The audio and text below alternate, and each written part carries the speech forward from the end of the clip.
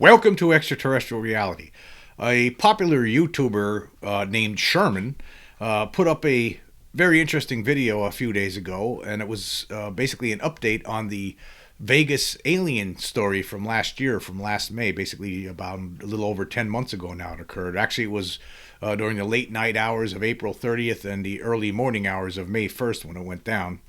And I've talked about this case numerous times on the podcast, and I thought it would be appropriate to provide an update. As we all know, I had crime scene reconstruction expert Scott Roeder on my show a couple of times last year, and we talked about this, and he broke down a section of video that was filmed by one of the family members when these alien beings showed up in their backyard one late night. And it was something that they were so upset about, they actually called 911. And now we have some more information, a little bit more information added to this story that we could talk about today. But for one thing, I wanted to just remind everyone what happened there. It was like late one night. It was probably April. It was on April 30th. It was before midnight, and there was a police officer actually on his body cam. He was investigating something. We don't know what that was. It was unimportant, but he actually captured what some people say was a meteor falling from the sky. And shortly after that is when this family, the Kenmore family in Las Vegas, say something landed in their yard, in their backyard. They had a pretty big backyard with a lot of heavy equipment in it, and it landed in their yard, and they went out to investigate, and they saw two 8 to 10 foot tall alien creatures out there. Now, three of the family members saw these beings. It was actually Angel, Bobby, the father, and Joshua, the youngest son. And it was the mother, Contra, who actually captured it on a cell phone camera, some video of one of the creatures, apparently. I went over this with Scott Roeder last year. You could actually clearly see something moving toward the family as they tried to go back into the backyard to investigate. They had already seen these things. Of course, Angel had called up 911 saying that there's 8 to 10 foot tall beings in the backyard that aren't human. And he actually talked about this even more. Now, a lot of people at the time when this story came out were saying, "Oh, this is a hoax." Of course, Mick West, I think he deemed it a hoax before the meteor even hit the ground. But I don't think it was. I don't think this was a hoax. I was saying that all along. I've never seen any evidence that shows that this was a hoax. I know that there was some of my followers who thought it was, but I don't think it was. And now this is the third time now that they really went public with this. Initially, it was investigated by a podcaster situated in Las Vegas, Doug Papa. He was the one who first brought this to light. Doug Papa later, at some point, he decided that he deemed it a hoax without really any good evidence. I actually contacted him, and I received a little short message from him at one point, and he said he doesn't believe in this and thinks it's a hoax, something to that effect. But it's not. I don't think it was a hoax. I believe that this was a real event, and I think that it involved some strange creatures, and where they came from, no one knows. But anyway, if for one thing, they saw these beings, and then it was like maybe 4 months later, I believe it was in September, when Inside Edition actually tracked down the family, and they talked about it, and they gave more details about what they saw. They provided drawings of what the alien creatures looked like. And that basically they doubled down. Now they tripled down. This popular YouTuber named Sherman, he contacted them, and he actually flew out to Las Vegas to meet with them, and he prepared a video on this, and he released that video on YouTube several days ago. And in this video, he meets with Angel as well as Angel's younger brother Joshua.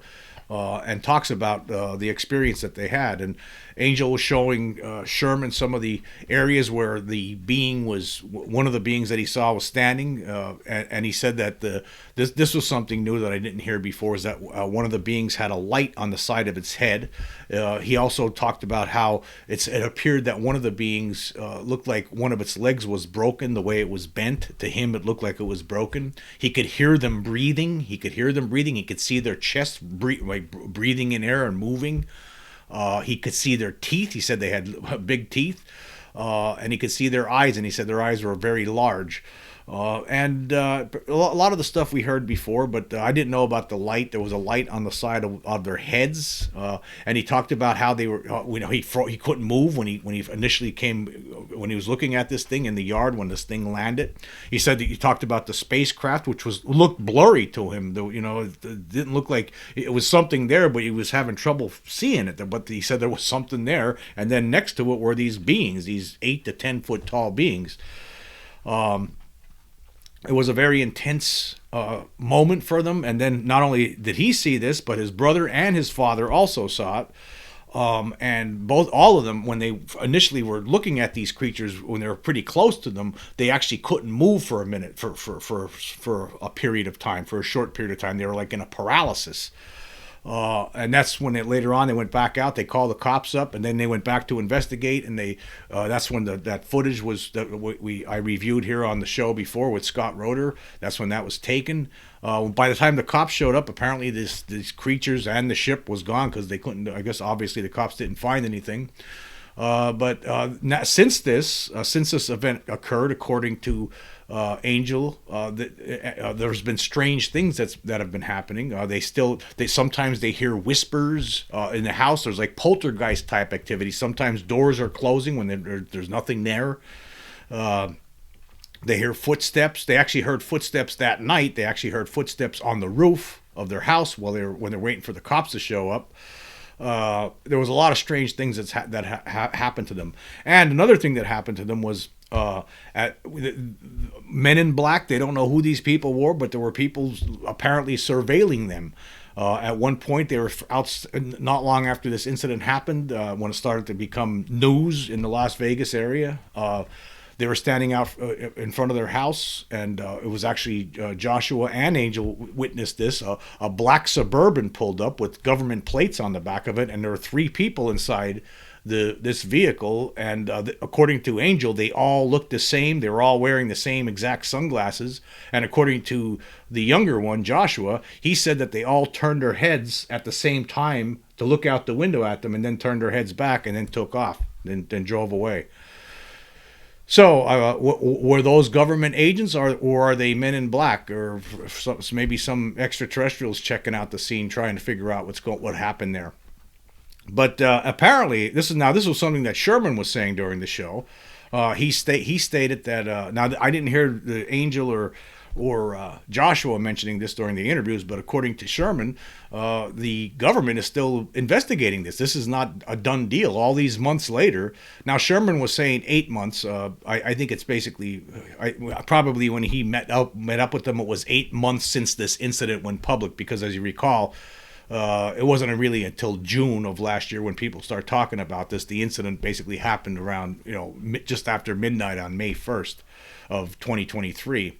So it was basically 10 months. And Angel talked about, he said that actually Homeland Security investigated it and actually installed a surveillance camera in their backyard, focused on the backyard to look at this, to see if they could catch anything, see if anything else is there. But according to Sherman, the government officials, he said NASA and Homeland Security we're still investigating this off and on, apparently, all these months later, taking samples, soil samples, things like that. And of course, the poltergeist activity apparently still continues. Of course, I will leave the link so you could check this story out for yourself. I find it highly interesting, but I do believe that this story is legitimate. I believe that something happened here. I believe it was, I don't know what these beings were, obviously. They don't sound like anything from Earth that we know of. And they were flying in a craft that had the ability, apparently, to cloak itself. Because as Angel reiterated again, they're tripling down now with this story. And the story is pretty much the same. There was a couple of other things that I didn't know, that I wasn't aware of before, like the lights on the side of the heads of these creatures. Maybe that's what paralyzed them temporarily, the family members, when they went to investigate. And there's a lot of different things about this story which I find fascinating. For one thing, the meteor, that people, it looked like a meteor, and NASA said, that's a meteor. There was the image that was taken from the the body cam footage from the police officer just before, not long before the Kenmores contacted the police, before Angel gave that famous 911 call. So I mean, when you look at that, to me, I was looking at it again today. That doesn't. I'm not sure if that's. I don't think that's a meteor. I think that thing's moving around a little bit. Like meteors are traveling a straight line. That thing was moving down, but it looked like it might have been moving around. That's. I could be wrong. I don't know, but that I don't know how you. No one's proven that was a meteor, and I find it. I don't think it's a coincidence that thing was seen in the sky, and then next thing you know, there's people talking about alien creatures in their backyard that are 8 to 10 foot tall. So there's a lot of different things to this story, and yet to this point, there's been no real evidence that's been presented to show, oh, this is a hoax. What was interesting, back in September when Inside Edition did their investigation into this, and they interviewed the family members and they had them draw pictures. For some reason, they felt compelled to contact the debunker, and they actually had some segments on there with Mick West.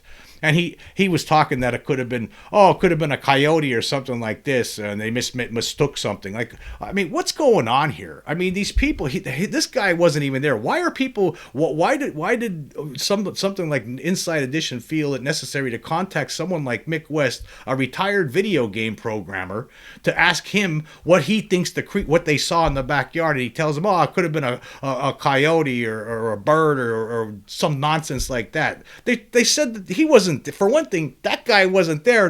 These people said they saw 8 to 10 foot tall creatures, but yet we get comments from people like this. What kind of an expert is he? He's not an expert in any of this kind of thing. But anyway, but now they're still talking about it. I'm still trying to contact these people. I would like to interview this family. I would like to talk to them. There's a lot of other questions that could be. That I could ask them, more clarification on certain things with this. There's been all sorts, over the decades, there's been all kinds of similar cases like this, humanoid encounters. It's not something new, but this case was very interesting because, to me, you actually got something on the video. As I talked about in the previous podcast from last year with Scott Roeder, showed there was a little segment when they were walking into the backyard. It was being filmed by the mother, and the father, Bobby, and the two kids, Joshua and Angel, are walking into the backyard to reinvestigate, and you could see there was something moving toward them. Scott Roeder, a crime scene reconstruction expert, says there's something there. Why didn't Inside Edition contact Scott Roeder? Yeah, that's where I'm getting at with this. I can tell you this, folks, we're being gaslighted on a level that it's incredible to me. I mean, I know there's something here. I know that there's some kind of intelligence here that's not human, that's manipulating us somehow, that's interacting with us in different ways on multiple different events over the decades here, and yet we're still not being told the truth by our governments. It's very disgusting. It's very disheartening, actually. We're being gaslighted tremendously here, and it's very sad. But before I go on, I just want to show a little clip from the podcast where I had Scott Roeder on last year, where he broke down the video segment where you could see some kind of being approaching these family members, and then them getting out of there real quick. Okay.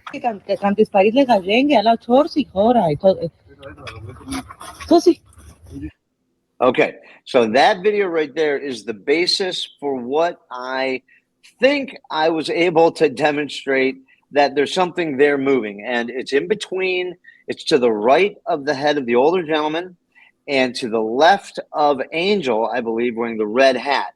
So play it one more time just so that we establish where we got the video from. Okay.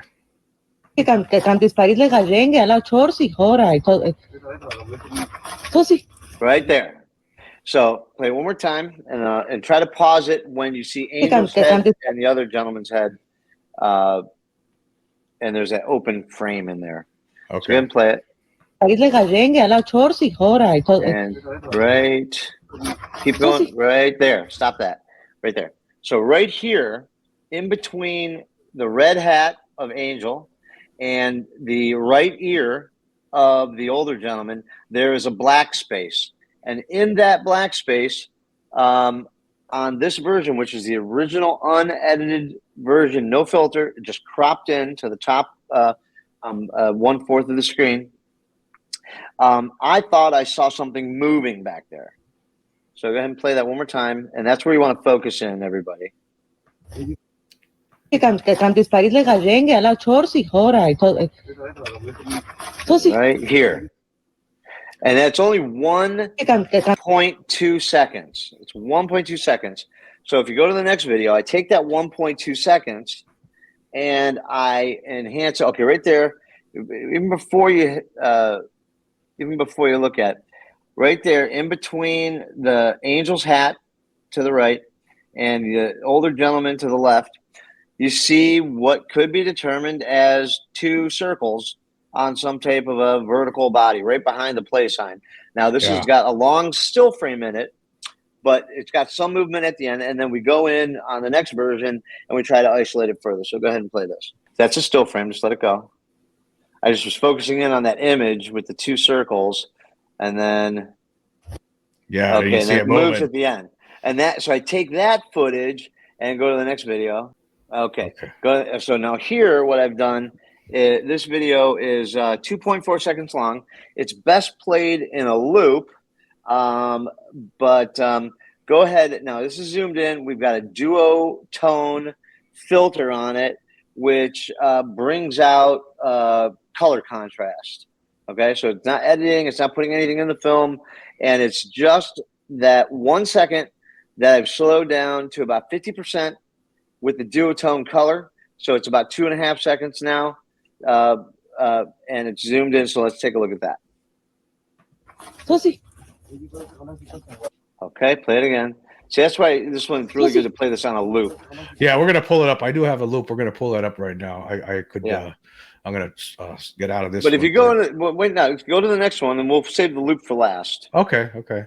Yeah, go to the next video. Okay, here we go. Yeah. Wow. Play it again.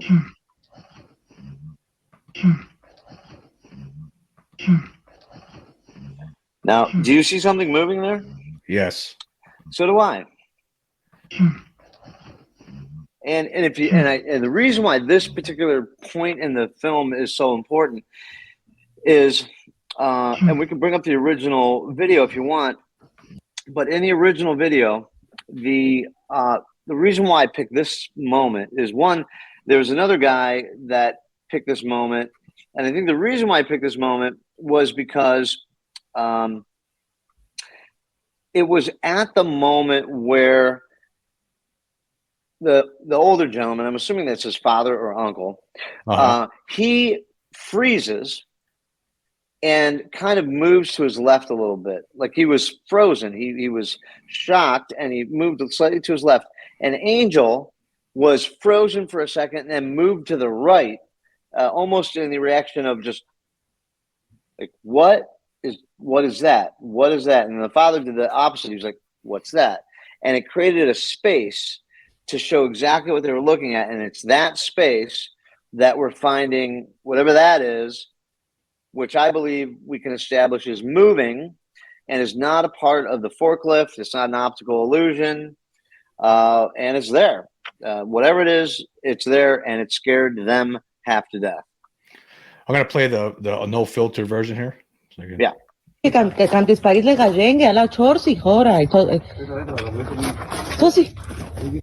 Right there. It's hard to see there.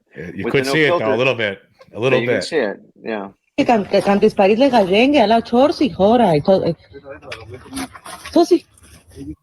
see its eyes glowing, it looks like. Yeah. You can almost see the eyes glowing above their hats before they even get into it, which I just realized now. So look above the top of the hat line for a couple of what look like spotlights or circles, and those are in the same exact area of whatever this thing is that moves when the heads separate. Yeah, you're right there. Yeah. So you see the eyes actually beforehand too, yeah? Yeah, like right above the head. Wow. And then watch when their heads move, boom, it's right in that area. Yeah. Wow, that's amazing. Yeah, I mean, I spent hours on this today. I mean, since the time I woke up, it was fixated in my brain. I was like, I didn't feel like I had enough meat on the bone to have a good conversation about it. I did some, but I felt like it wasn't where I needed it to be. Uh, and then so I worked on it this morning, like starting at like 7:30 a.m. until like maybe an hour ago. And yeah, and this is what I came up with was whatever that is I think that's what scared them. Yeah, you can see the eyes glowing as they're walking in. They didn't notice it Yeah, yet. And right. then they did. Then they did Yep. notice it until they And did when they until they noticed noticed. it, they sure did notice it because it moves. I think they notice it because it moves. And I think this is the first time on any analysis that we've been able to capture something moving. Yeah, I'm gonna go to And I that want last to, video. This one here. I yeah, want to play right. this Yeah, first this is story. the, I think, shows it the most clear. You could see it moving. Yeah. And boy, do they get out of Dodge at that point and it fully obscure the view. Now, mind you, this is 1 second exactly of footage, which has about 30 frames in it. And this is at 50% speed. This is about 45% speed. Um, I could slow it down to 10% speed, and we could try to see every single frame that's available there. Um, but then you lose the movement, and I think the movement is what's the compelling part of this, because if it's just a shadow or it's some kind of visual anomaly, well, shadows aren't going to move like that. Your imagination isn't going to move like that. You can't manifest something to move inside the screen. Um, and I think that's why I like this video, is because you can clearly show something in the background that at least the first two, Angel and the uncle, or his father, I think his father, that they're reacting to, and it makes sense to me that that's what they're reacting to, and whatever it is, it's moving, and Yeah. it startles the life out of them. Where they go pray in the living room, the rosary or something, probably not a bad idea.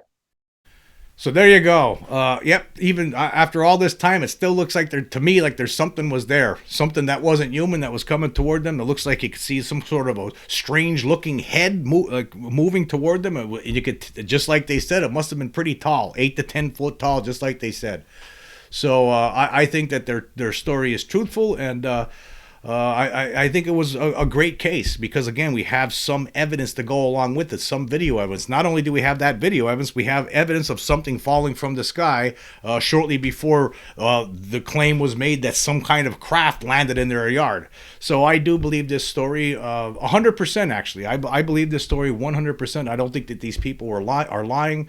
I've seen them interviewed multiple times now. The father wasn't in part of this latest interview with Sherman, but he was on the Inside Edition version from interview from last September, and these people are telling you the truth. They really saw something, and there was something really strange that happened to them last year. It's an incredible story, but hey, there is some evidence to go along with it, and I just find it. I don't think it's a coincidence that light was coming down from the sky just before these people had their experience. That's another point I want to make. But again, I want to get back. I just want to touch on this gaslighting issue that we're talking about here. I was thinking about it today. That Dr. Sean Kirkpatrick, isn't it funny? The former director of the All Domain Anomaly Resolution Office. It's really funny when you really think about it, okay? Not a couple months or so, whatever, before the Arrow ends up releasing that bogus, absolutely bogus report, right, on the historical records of UFOs.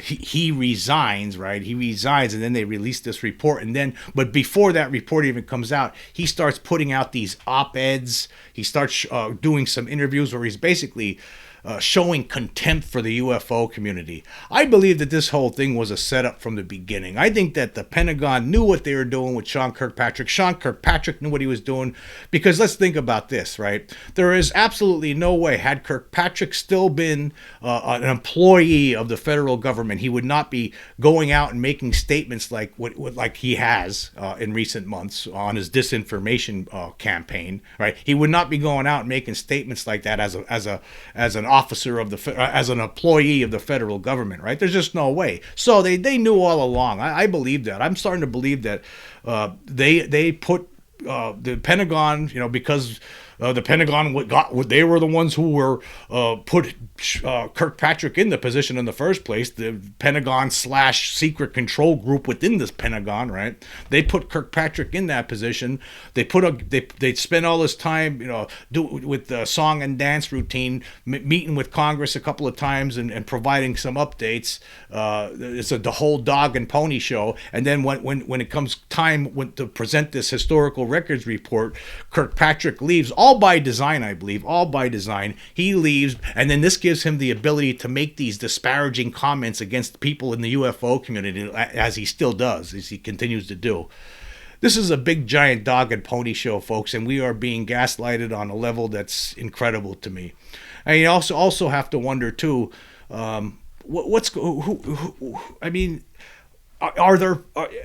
maybe it's not just people within the government who are trying to keep this secret, right? Maybe there's something else more here. We talk about, like, David Jacobs' assertions that there's beings among us, hybrids he calls them, the product of alien hybridization programs, and there's beings among us, and that's what they've been up to all this time, creating these beings. That's what these abductions were all about.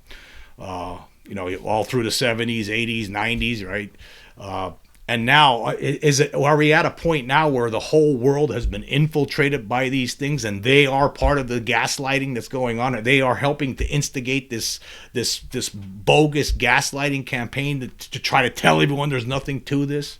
You have to wonder. And who the hell were these three people in the black Suburban that was driving around the Kenmore's house after this incident happened last year? What kind of nonsense is that? If that is actual government employees driving around in a government car, just driving around and then looking out with sunglasses and then driving away, what the hell is going on with that? What kind of way is that to act to people, to the citizens of the United States, if in fact it is the government? Because if it is the government, that needs to be called out too. If that was truly government employees using scare tactics like that against these people, that is absolutely uncalled for. It's unacceptable, totally unacceptable. So unless it's something else, I mean, some people believe that maybe these people were men in black, like as reported by many other people in the past. And I've talked about the potentiality, the possibility that maybe men in black are actually what they could be is there's an alien presence here that's already infiltrated this planet, and maybe they're concerned about other beings coming here. And when things happen, they don't want some other beings looking at this planet as a place to colonize, perhaps, and because they're already here and they're already in the process of doing it for themselves. And then when they hear stories like that, they go investigate it. That's a theory. I don't know if it sounds wild. All of it's wild speculation. But again, like I've talked about many times before, what else are we left to do? We don't have a trustworthy government. There's no trustworthy government when it comes to this right now. You can't trust any government in the world because none of them tell you the truth with regard to this extraterrestrial presence or non-human intelligence, whatever it is. They do not tell us the truth, and we're just left to just wonder what all this means and what's going on here. When and unfortunately there's a whole bunch of us out there that know for a fact, right? There's a lot of us out there that know for a fact, not just because of the research that's been done by UFO investigators, right, but because of our own experiences. So I just think that it's unfortunate. It's disheartening, and it's a big mystery. What is happening here? Why are we being gaslighted like this? It's just not right. It's just not right. Obviously, something happened to these people. Again, there was a lot of people, oh, it's a hoax, oh, it's a hoax, oh, it's a hoax. Well, where's your proof that it's just because you think it's a hoax, right? You didn't look at what the data states or what their comments were. Just because you don't like the idea of it, you just don't believe it. What the hell? And this goes with all other. There's many cases like this. Oh, it's a hoax. It's a hoax. Travis Walton. Oh, it's a hoax. Oh, the Pascagoula, Mississippi. Oh, it's a hoax. Right. All these people. All these cases. Tens of thousands. Hundreds. Who knows how many cases we have now with people seeing UFOs and/or alien beings up close at this point. It has to be in the hundreds of thousands, if not the millions, right at this point. I mean, where there's innumerable planets out there in space that could harbor life, and scientists believe that most certainly billions of them potentially have intelligent life. I mean, it's obvious that what's going on here, but yet we're being treated like children for some reason. I want to know basically who's pulling the strings on this one. Is it only the government, the secret control group that's pulling the strings, or maybe this alien presence, this phenomenon itself is the one that's controlling the narrative, and we're oblivious to it for the most part. Because they're just so far advanced, and there's nothing we can do. We can't figure it out. We can't put our finger on it exactly what it is. But I'm so tired of hearing about people saying that there's no evidence, there's no proof. Yet we have physical trace cases, like I talk about all the time, alien implants. None of this stuff for some reason doesn't count. Every single picture of a flying saucer that's been taken since the 1940s, right? All of them are fake according to these deniers around us. How is that possible? Every single person who said they saw alien beings or UFOs are liars according to all these other people around us, according to the governments around us. The government officials telling us, oh, there's nothing to it, there's nothing to it. It's gaslighting on a level that's staggering. It staggers the mind just to think about it. How long it's been going on, and how despite all the evidence that has been accumulated over the years. I was just reading recently a book about Peter Corey. He was an Australian in 1992, where he wakes up one morning and he was already abducted by aliens before in the past, and now he wakes up one morning and there's an alien, two apparently humanoid women naked on his bed, and he's wondering what the hell's going on here, and he ends up biting one of them, and then they disappeared, but one of them left some evidence behind. This blonde hybrid, apparently. He said they weren't human. They have the eyes of these two females were too big, but he had evidence to go with it. He had a strand of her hair, this blonde woman's hair, and then some years later, it was looked at, and the DNA it was obviously not human. It wasn't. It was some part human, but it wasn't completely human, and there's no explanation for it.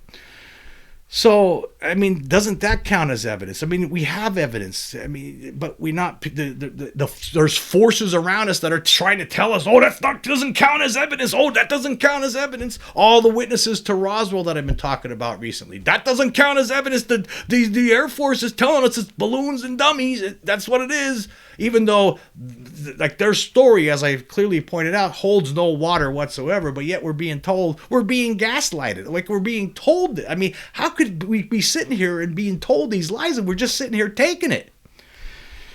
Like, where is the mainstream news on this?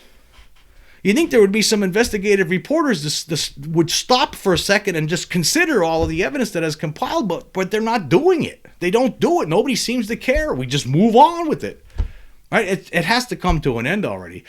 Thank God we do have some people like Lou Elizondo and people who start talking about this a few years ago, pointing the finger at the government. Thank God we have David Grush and other whistleblowers stepping forward. We got to get to the end of this already. I mean, this is ridiculous.